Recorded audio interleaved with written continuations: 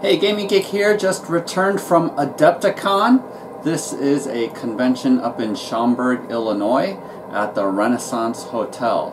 Adepticon is a wargaming convention and features tabletop wargaming where you're pushing around a lot of miniatures. So of course Warhammer 40K is a huge tournament that's there, along with Fantasy, Age of Sigmar. But also we had a lot of other games like Kill Team, although they didn't use arena rules. So War Mahordes from Privateer Press. Star Wars Legion was there.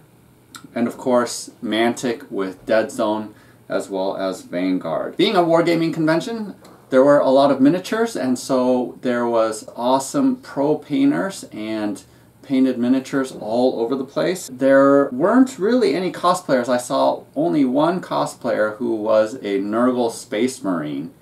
But other than that, didn't really see much cosplaying. And this was my first time at Adepticon. Thought that I would go this year and had a lot of fun.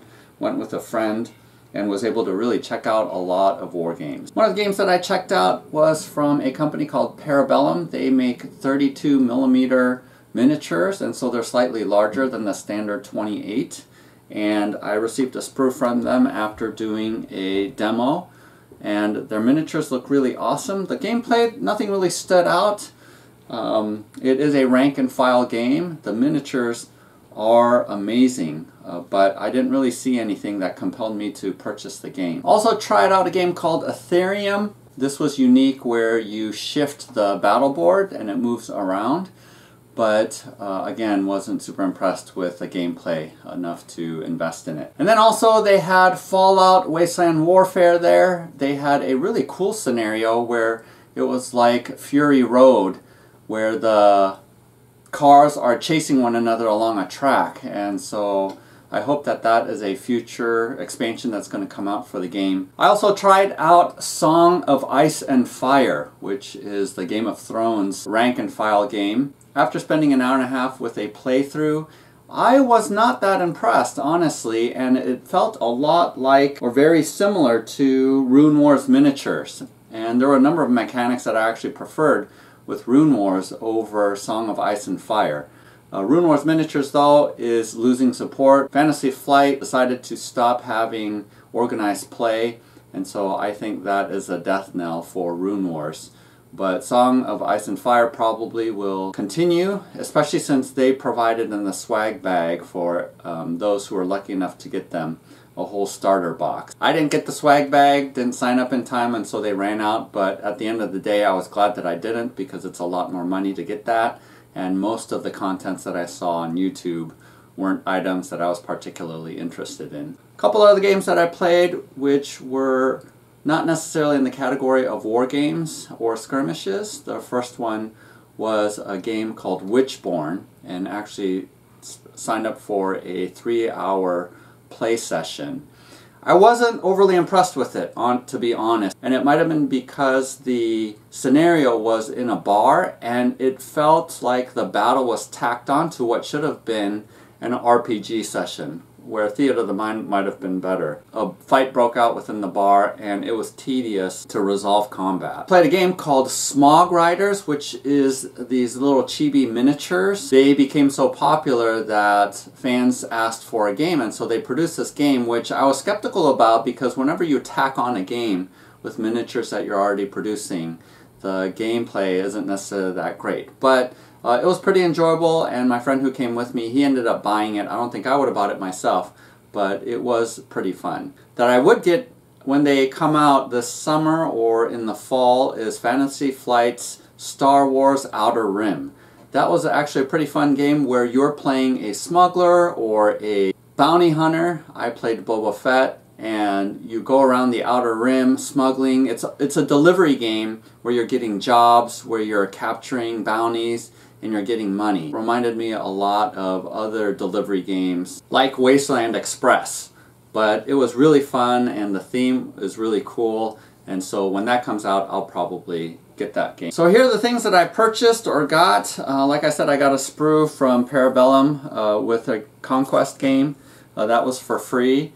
I Also tried out Vanguard, which is Mantic's fantasy version of Dead Zone. As you guys know from my other videos, I really like Dead Zone a lot, and so I wanted to try out the fantasy version. I did a demo and actually got a chance to talk to the Mantic guys. They are intending to continue to support Dead Zone, which I'm really thankful for. I bought 2 faction boxes right here, the Night Stalkers, as well as the Abyssal Warband, and then I got sort of the beginner box, which is battlefield objectives, but what's in here are all of the tokens that you need for the game. These are relatively cheap, less than $40, so I went ahead and invested in them, and then their proprietary dice for the game, I got a packet of that.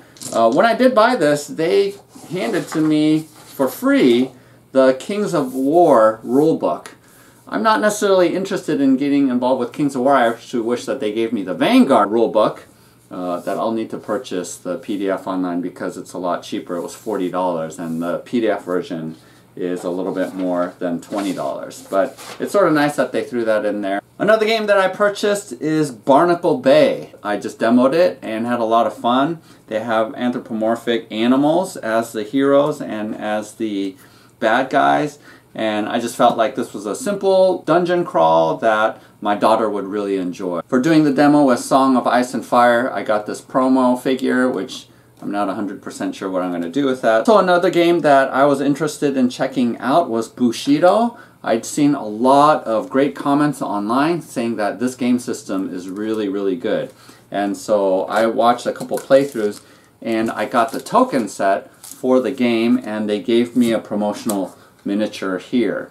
I did not get the rulebook, nor did I go through a demo, because they are revamping and coming out with version 2.0 this summer, at least by Gen Con, and they were going to create an intro set. I'm probably not going to purchase any of the miniatures because I have my Shadows of Brimstone Forbidden Fortress box set, which has hundreds of Japanese style miniatures, and so I'm going to see if I can proxy that. And with Bushido, you can download the rules for free as well as all of the character cards. So I should be able to swap out the picture of each of the characters and proxy in all of the Forbidden Fortress miniatures for that. So that'll motivate me, give me the summer to be able to paint them and get them ready by the time Gen Con comes along. Also, I was really looking for some terrain to purchase.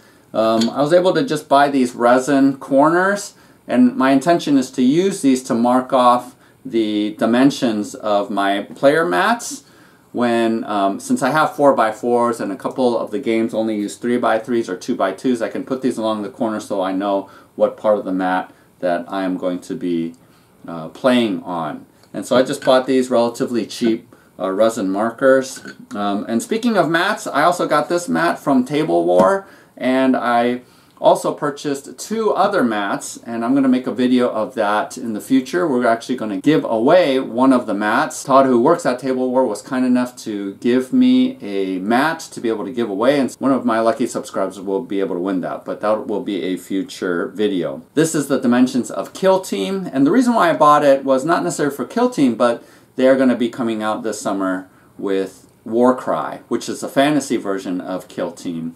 And so I'm guessing that they will continue to use the same map size for it. So I wanted a dedicated map for that. Also, speaking of terrain, I really wanted to buy more fantasy buildings. I was assuming that they would be MDF, and I wanted it to be pre-colored, or I was also looking at resin buildings. But they were so expensive. One of the larger resin buildings that was pre-painted was about $100. So I ended up at the booth for Printable Scenery, which sells STL files for 3D printers, and since I have a 3D printer, wanted to check out what kind of fantasy buildings that they had. They had a couple on display which I think looked really, really good. I talked with one of the guys that worked there at the booth, and he mentioned that late backers could jump in on the most recent Kickstarter that finished up, I think, with an Elven and Dwarven set. And through that late pledge, I was able to get one of the older sets with a lot of the building. The set is called Lost Islands and had a good number of buildings. I know that that means I'm going to have to paint my buildings, but I think after looking at the options and how expensive some of the pre-painted painted MDF as well as resin miniatures are. In the long run, I think it'll be worth it. I also bought these acrylic counters that will keep track of what turn it is rather than using dice, six-sided dice to keep track of the turns. So I think that's really cool. These are magnetized and these were relatively cheap, and so got a couple of those.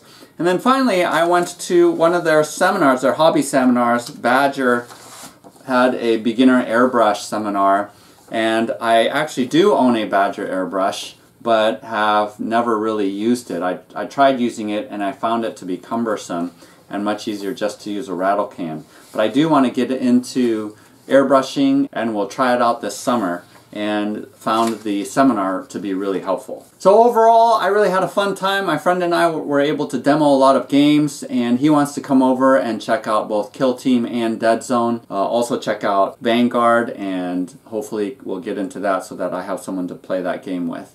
So it was really a lot of fun. Schaumburg has some great restaurants, so we ate a lot of good food while we were there. My intention is to hopefully go again next year. I'm intending on going to Gen Con only for a few days because I can't take the days off, but Adepticon will tide me over with my convention experience until then. So hope you enjoyed this video. Go ahead and hit the like and subscribe button, and make sure you look for the video that I'm going to make highlighting the Table War mats, as you'll be able to win one of the mats.